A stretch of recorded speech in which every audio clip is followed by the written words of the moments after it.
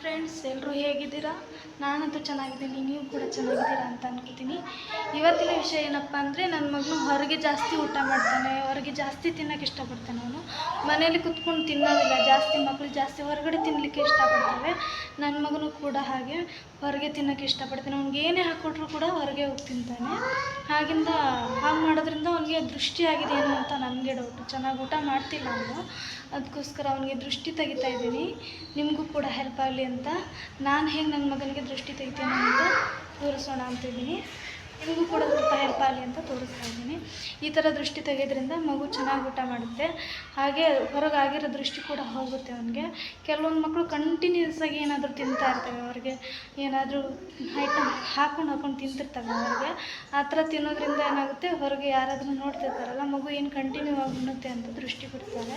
ಇದರಿಂದ ಮಗುಗೆ ದೃಷ್ಟಿ ಆಗಿರುತ್ತೆ. ದೃಷ್ಟಿ ತೆಗೆಯೋದು ಹೇಗೆ ಅಂತ ನೋಡೋಣ ಬನ್ನಿ. ಮೊದಲಿಗೆ ಒಂದು ಪಾತ್ರೆ ತೊಗೊಳ್ಳಿ ಫ್ರೆಂಡ್ಸ್.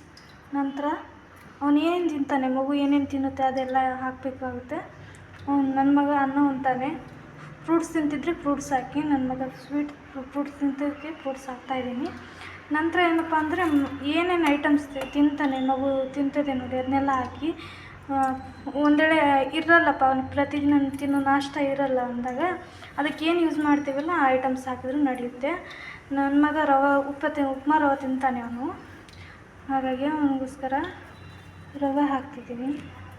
ಏನೇನು ತಿನ್ನುತ್ತೆ ದಿನಕ್ಕೆ ಮಗು ಅದನ್ನೆಲ್ಲ ಹಾಕಬೇಕಾಗುತ್ತೆ. ಇದನ್ನೆಲ್ಲ ತೊಗೊಂಡಿದ್ದೀನಿ ನಾನು ಹಾಕಲಿಕ್ಕೆ. ಇಲ್ಲದಿದ್ದರೆ ಏನು ತಿನ್ನುತ್ತೆ ಆ ಐಟಮ್ಸ್ ಇಲ್ಲ ಅಂದರೆ ಅದ್ರ ಬದಲಾಗಿ ಅದಕ್ಕೆ ಏನು ಯೂಸ್ ಮಾಡ್ತೀವಿ ಆ ಐಟಮ್ಸ್ ಹಾಕಿದರೂ ಕೂಡ ನಡೆಯುತ್ತೆ. ನಂತರ ಏನು ಮಾಡಬೇಕು ಅಂದರೆ, ಇದಕ್ಕೆ ನೀರು ಹಾಕಬೇಕಾಗುತ್ತೆ.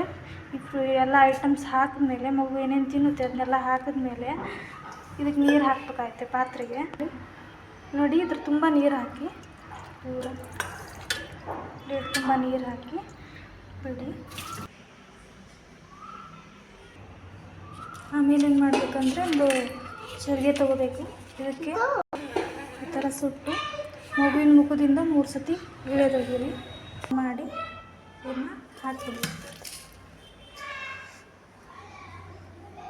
ಈ ಥರ ಹಾಕಿದ್ಮೇಲೆ ಮಗು ಆಗಿರೋ ದೃಷ್ಟಿ ಹೋಗುತ್ತೆ.